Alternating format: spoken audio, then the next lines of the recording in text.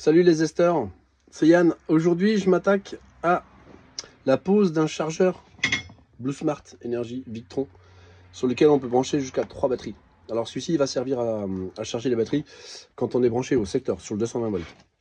De base, ce véhicule avait des soucis électriques. Il avait été repris un petit peu par l'ancien propriétaire.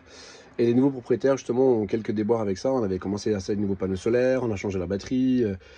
On a chanté tout le système 12 volts d'origine, on remplace tout, on repart sur du simple, on a enlevé le BL, et là on va partir sur un système vraiment indépendant, mais qui sera quand même rechargé par l'alternateur grâce au coupleur séparateur, et également par le panneau solaire et le 220 volts quand ils seront branchés. Le voilà, c'est cette bête là.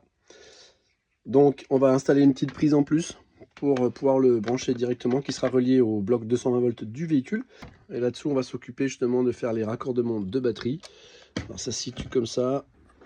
Alors là, c'est les fils qui vont servir à raccorder la batterie au chargeur. Il va venir ici, on va le mettre là. Ça, c'est le système d'origine du véhicule.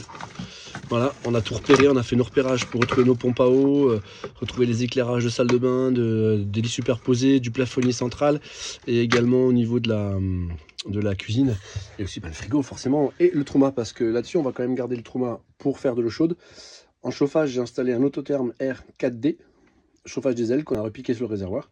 Ça permet d'avoir une autonomie de chauffage beaucoup plus intéressante. Allez, c'est parti.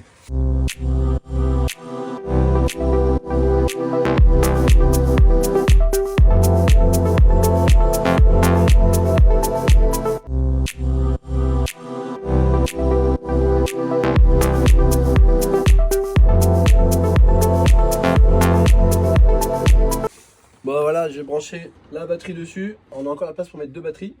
Alors pour mettre sur le moins, on met un bornier simplement, ouais, on récupère la masse un peu partout. Là, on va s'occuper maintenant de récupérer tout ce câblage là pour rebrancher tout le 12 volts du véhicule. Ben voilà, c'est fait, la prise est posée. Le câble est là, il passe ici. Alors bien sûr, je vais faire un petit câble management. Ici c'est branché et là on va venir mettre le cache.